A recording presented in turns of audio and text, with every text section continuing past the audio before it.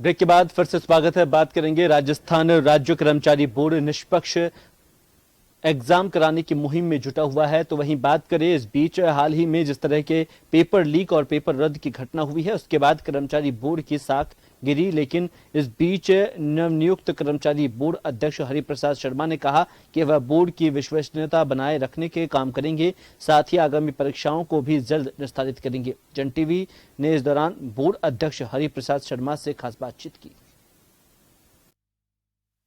राजस्थान में पिछले कई दिनों से युवाओं की एक आवाज थी कि जो भर्तियां निकलती हैं वो निष्पक्ष हों, पेपर आउट नहीं हो, पेपर लीक नहीं हो और पूरी तरह से एग्जाम होने के बाद में नियुक्ति भी उनको समय पर मिले।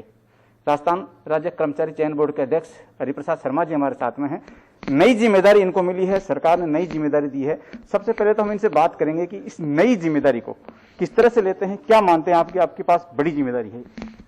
निश्चित रूप से बड़ी जिम्मेदारी भी है और एक चुनौती भी है, और हमारा ये फर्ज बनता है कि जो भी भर्तियां हो वो पूर्ण ईमानदारी के साथ, पूर्ण निष्पक्षता के साथ एवं पूरी पारदर्शिता के साथ हो। तब ही इस जो संस्था का विश्वास है वो बेरोजगारों में और आम जनता में पैदा होता है और इसकी साख तभी बनती है। और इसके लिए सबसे बड़ा मैटर ये करता है कि जो भर्तियां हैं वो सही समय पे हो, पेपर लीक नहीं हो और निष्पक्ष पूर्ण रूप से संचालित हो। तो निश्चित रूप से वर्तमान जो बेरोजगार युवा हैं उनके सामने भी, और उनका वाजिब भी है, एक वाजिब है कि उनको नौकरियां समय पे मिले। तो हम अपना सर्वश्रेष्ठ करने की कोशिश करेंगे और ये देखेंगे कि भाई जो हमारी प्रक्रिया है वो पारदर्शी हो और सही समय पे हम ये परीक्षाएं आयोजित करके रिजल्ट दे सकें। आपने नियुक्ति के बाद में अपने पदभार ग्रहण कर लिया है, कुछ खाका आपने तैयार किया है? आगे का रोड मैप किस तरह से आप चलेंगे, भर्तियों का रोड मैप किस तरह से तय करेंगे ताकि सहूलियत भी हो और कुछ नया ट्रेंड हो, ताकि पेपर लीक और पेपर आउट जैसी समस्या नहीं हो?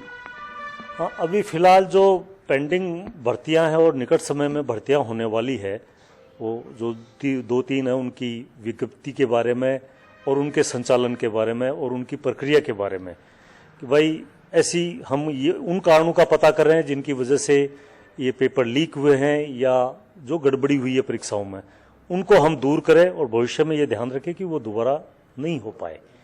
इन्हीं अपेक्षाओं के साथ में हमारे इन लोगों से मीटिंग भी कर रहे हैं, इन लोगों के विचार भी जान रहे हैं और जो कमियां हैं उनको दूर करने का प्रयास कर रहे हैं। आप प्रशासनिक पदों पर रहे हुए हैं तो आपको इन चीज़ों का काफ़ी अनुभव भी है, ये अनुभव इस बोर्ड के अंदर काम आ पाएगा?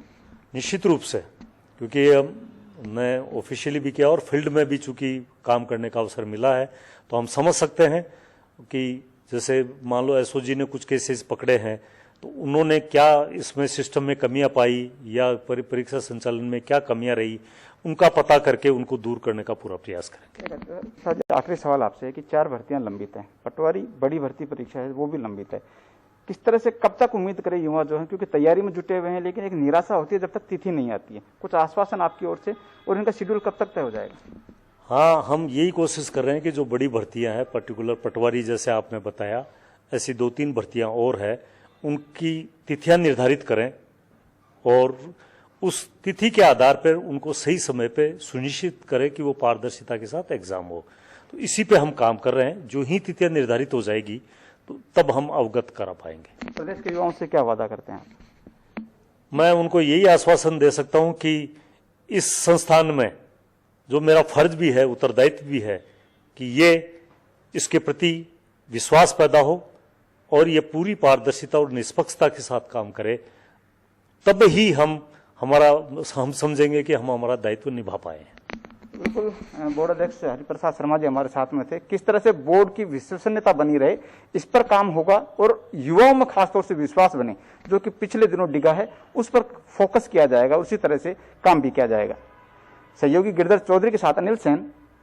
आपका जन टीवी अब मौजूद है टाटा स्काई पर 1185 पर और साथ ही एयरटेल पर 355 पर और इसके अलावा भी सोशल मीडिया और OTT प्लेटफॉर्म पर। देखते रहिए जन टीवी, जन जन की आवाज।